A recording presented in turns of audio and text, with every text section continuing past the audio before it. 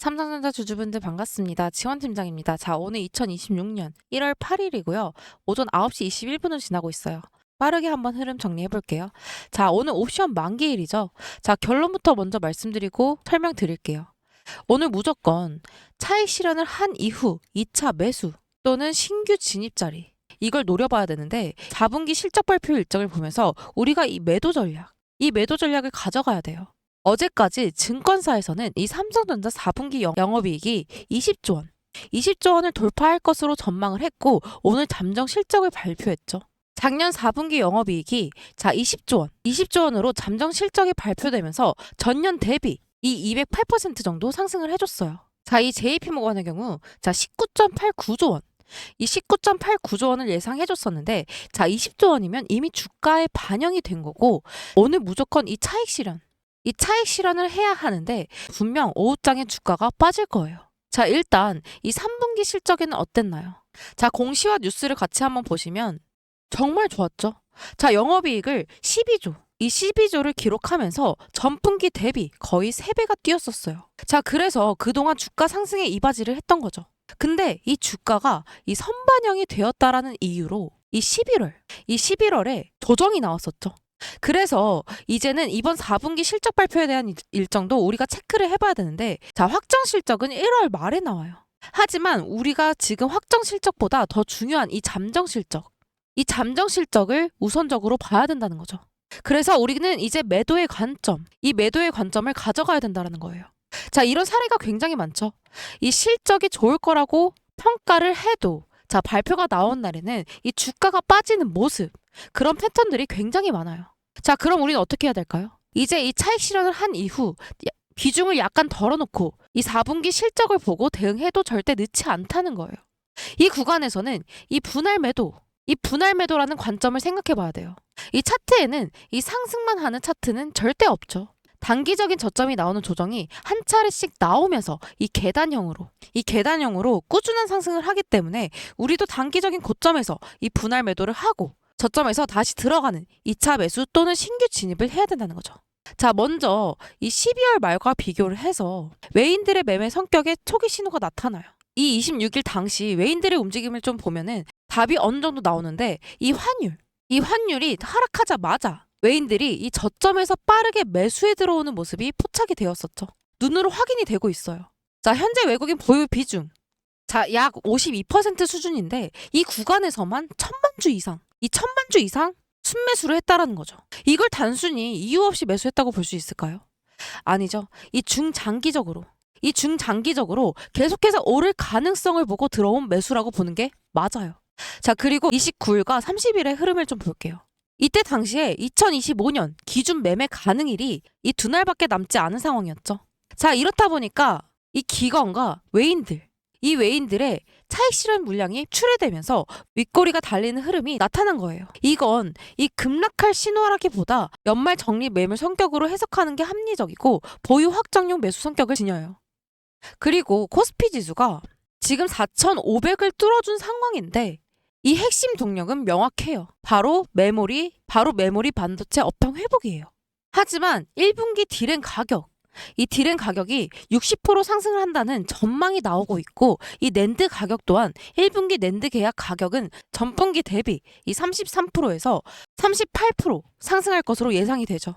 자, HBM 시장에서 이 삼성전자의 존재감이 갈수록 커지고 있어요. 자, HBM4. 이 HBM4는 2026년 2월에 양산 예정이고 엔비디아의 이 차세대 AI 칩 이 루빈 관련 매출에서도 이 삼성전자는 중요한 비중을 차지하고 있죠.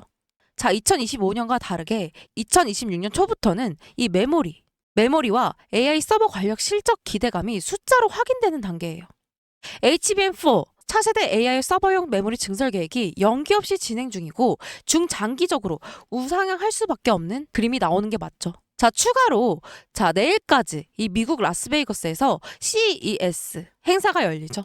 이 삼성전자는 이번 이 CES에서 업계 최대 규모의 단독 전시관을 운영하면서 이 AI 분야 신제품과 핵심 기술을 대거 공개하고 있죠. 자, 허지적인 부분들을 조금 더 정리를 해볼게요. 이 테슬라와의 관련된 소식도 빼놓을 수가 없죠. 23조 수주권, 그리고 AI4, AI5, AI6 이걸 전부 삼성이 맡아 진행한다는 소식도 있어요. 자, 기존에도 이 AI4와 AI6는 삼성전자가 담당하고 있었지만, 자, 여기에 더해서 이 AI5 칩 역시 일론 머스크가 삼성전자와 협력 중이라고 직접 언급했죠. 원래 이 AI5, TSMC가 담당할 것으로 알려졌던 물량이에요. 자, 이게 의미하는 바는 분명한데, 자, 그동안 이 TSMC가 6에서 70%, 이 6에서 70% 독점하던 파운드리 시장에서 이 삼성전자가 그 구조를 흔들 가능성이 커졌다라는 거예요. 자, 이거에 더해서 차세대 AP 수조원 계약이 유력해요. 어제 뉴스가 하나 나왔는데 이 퀄컴 물량을 따냈죠. 퀄컴은 이 대만의 이 TSMC에 일감을 집중해 해왔지만 삼성이 이 나노 공정 기술로 수율과 발열 문제를 개선했다고 판단해서 다시 삼성전자에 맡기기로 했고, 자, 계약 금액은 수조 원에 달할 것으로 추정되죠. 자, 재료만 놓고 보면 지금 이 상승 곡선 나올 수밖에 없는 환경이긴 해요. 자, 이 모든 요소들이 결국 이 삼성전자로 자금이 유입될 수밖에 없는 구조를 만들고 있고, 이 상승 흐름 계속해서 만들어낸 거죠. 하지만 이 삼성전자의 주가를 자세히 살펴보면 단순하게 상승만 하지 않죠. 단기적인 저점이 나오는 조정이 한 차례씩 나오면서 이 계단형으로 꾸준한 상승을 하기 때문에 우리도 이 단기적인 고점에서 차익 실현하고, 단기적인 고점에서 분할 매도를 하고, 저점에서 다시 들어가는 2차 매수 또는 신규 진입을 해야 된다는 거죠.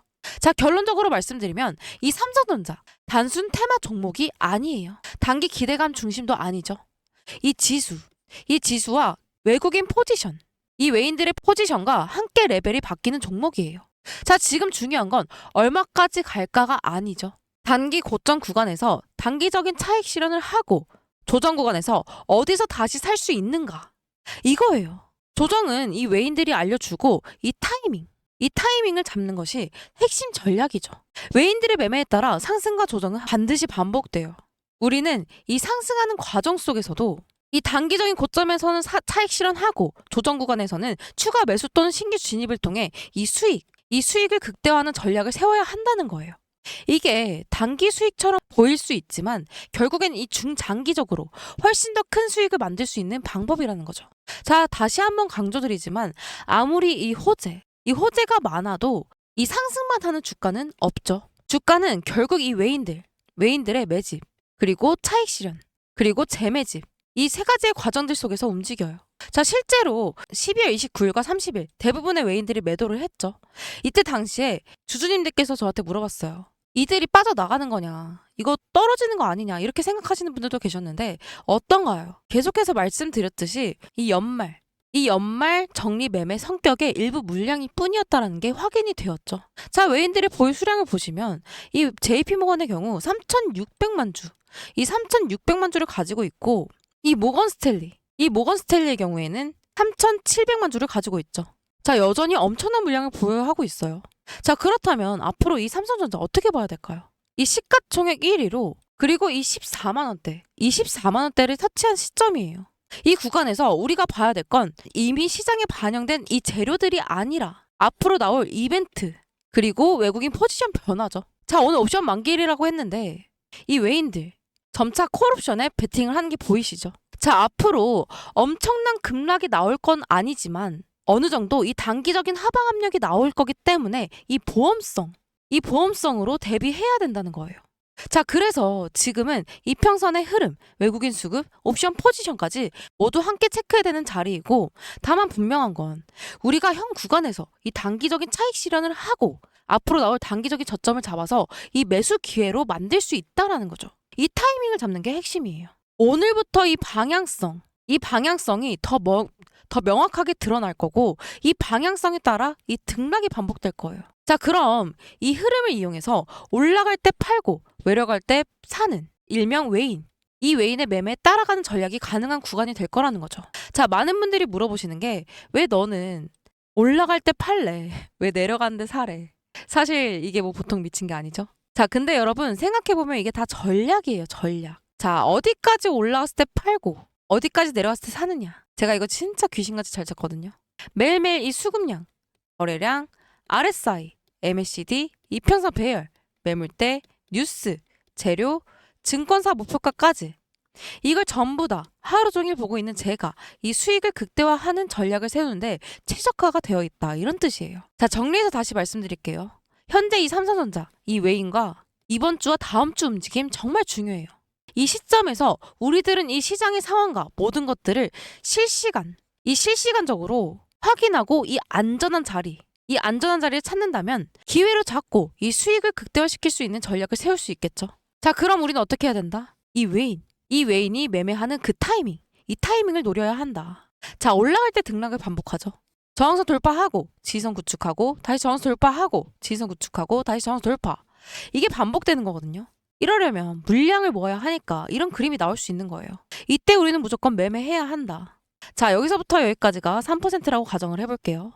남들 다 기다려서 겨우 3% 얻는 동안 이 등락을 통한 매매를 통해서 매매를 한다면 이 3%가 아닌 15%에서 20%의 수익을 기대해 볼 수 있다는 거죠.